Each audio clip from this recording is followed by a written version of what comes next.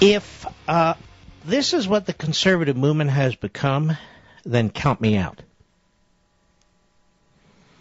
All over the internet today, a frenzy of brutal attacks, none of them serious or substantive for the most part, against Gingrich. I am not a special pleader for Gingrich. Newt Gingrich and I are not friends. We're not even acquaintances. But I'm going to tell you something. Newt Gingrich was the former Republican Speaker of the House, the first Republican Speaker of the House in almost half a century.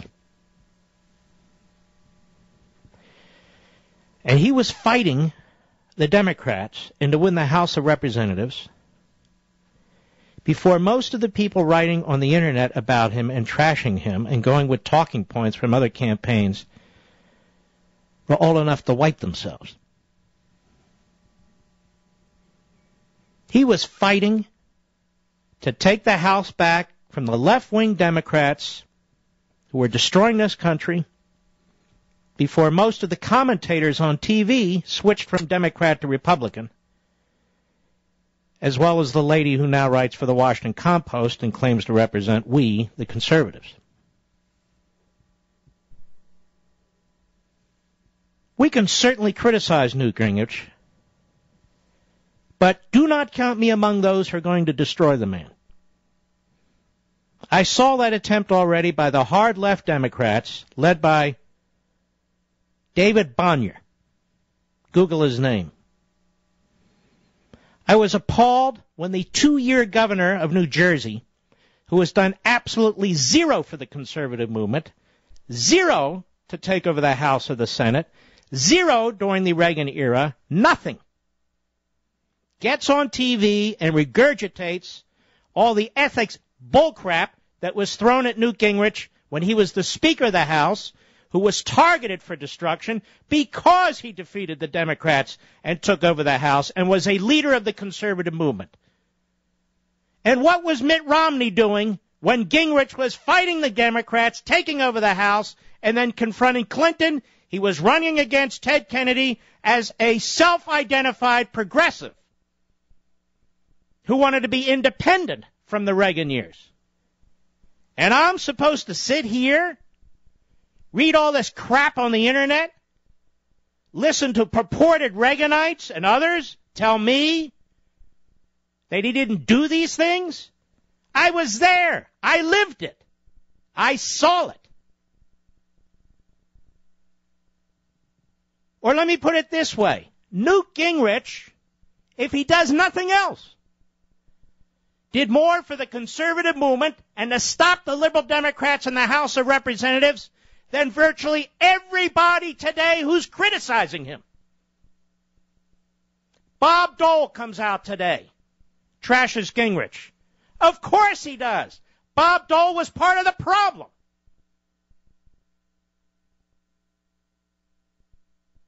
I mean, come on. You can disagree with the man on substance, challenge his positions. That's what a primary is about. But don't turn him into some Marxist, Reagan-hating mental case, because he's not. Because he's not, and he never was. I make no excuses for his personal life, which was a mess, and which eventually caused his undoing. But he's found his faith now. He has found God now. There is no evidence to the contrary. So what are we supposed to do? But why would we act like Marxist leftists ourselves, like a bunch of frenzied nut jobs, trying to turn this man into something he's not and never was?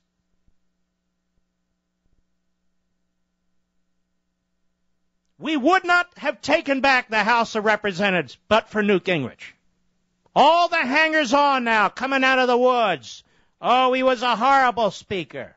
Oh, we couldn't work with him. Oh, they're doing Romney commercials. Oh, woe is me. What the hell did they do to take back the House of Representatives? Jim Talent wasn't even a backbencher to a backbencher. They didn't mind being in the majority in the House for all those years, but they didn't have a damn thing to do with it. Now, ladies and gentlemen, if we are to reverse course, we have to defeat the establishment. We have no choice. That's why we call them the establishment. They are dug in. They are dug in. They have built a moat around themselves.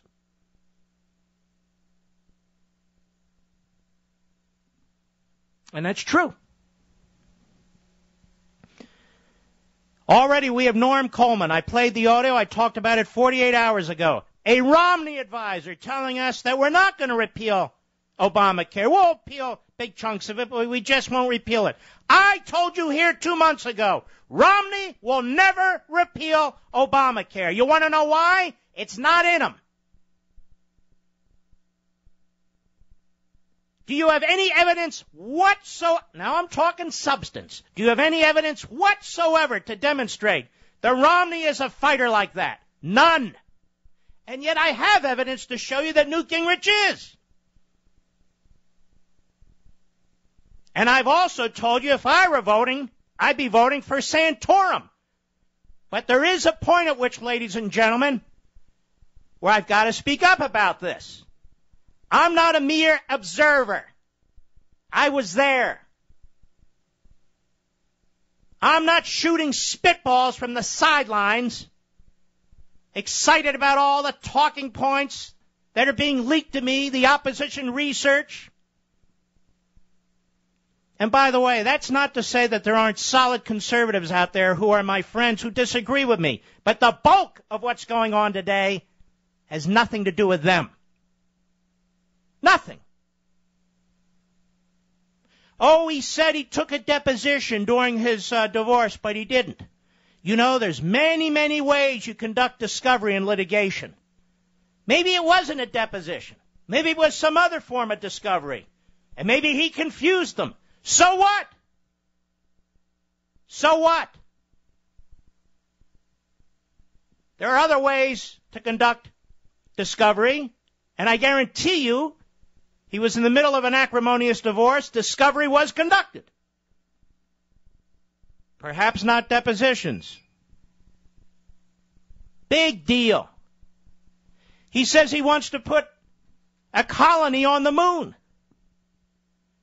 Can I ask you a question? What's so crazy about that? Now, you may disagree with him financially and say we can't afford to do it. Fair enough. But why is that a nutso idea? What is it?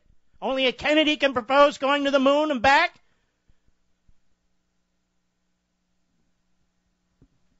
So what's going on here? I'll tell you what's going on here. There's an effort to clear the path right now for Romney. I guarantee you if Santorum was considered a threat, they'd be pulling out quotes from him and twisting them and turning him into a pretzel too. If they thought Ron Paul was a threat, putting aside my own animus toward his foreign policy and some of his backers, put that aside. They'd be turning him into a pretzel too. Romney pulled the same thing with Fred Thompson. He pulled the same thing with Rudy Giuliani. Ladies and gentlemen, if you are conservatives, if you are Tea Party activists, you've got to step back and say, what the hell is going on here? All these commercials aimed at destroying opponents. Not at communicating facts, not at advancing our principles, not focused on Obama, who's the problem, but turning people into monsters. Now here's the audio today that everybody's saying, Newt Gingrich trashed Ronald Reagan. I listened to this audio. Newt Gingrich did not trash Ronald Reagan. He was talking about going forward, we need a tactical change from the Reagan era. Not changes in principle. Not that we shouldn't promote Reagan. Not that we shouldn't stand on his shoulders. But that we need a tactical change. Here's what he said from his own mouth on C-SPAN, April 11th, 1988, in complete context. Cut one, go. Congressman Newt Gingrich, can the vice president run on the issues that provided such successes to President Reagan? No, I don't think so at all. I think that the years of 1980, 1984 are the past, and the American people are people peculiarly addicted to the future. If George Bush runs as a continuation of Reaganism, I think he'll lose, because I think on Election Day, the American people, given a choice between more of 8 years or something new, will vote for something new. The country's changed. And I think Bill Green put his finger on it. You've got a country in which we've gotten away from the Carter disaster, the Carter malaise, the Carter weakness. But now what? Let me say two things. First, the platform philosophically in a broad way should be broadly a center-right platform. The Reaganism, after all, is a value system which carried 49 states last time. Fairly inclusive, I would suggest. And more than just a personality issue, as the Vice President proved in his commitment to no tax increase, which was, I think, a decisive issue for him in New Hampshire. Second, the country wants to know on the most important single social issue of the next few years, which I think is the issue of cocaine and heroin and crime. What are you going to do to win? We can't run as a party that says, look at our 8 years, we've been very successful on the number one social issue of our time, because the truth is America's losing the war on drugs. The Vice President can run saying, I have seen from the inside how difficult this is going to be. Let me share with you where I'll take you. And I think if he has a springboard into the 90s, George Bush wins. If he's in an effort to continue the 80s, I think he loses. Ladies and gentlemen, he's not saying get rid of the principles. He even says the broad values in the platform are values that apply today. He's talking about tactics. He's talking about what in that particular time, and I don't remember April 1988 what the big issue was. Apparently drugs was among them. Good. So what? So what?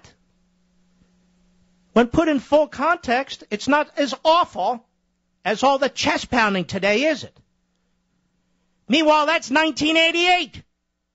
And when we come back, I want you to hear Mitt Romney 6 years later.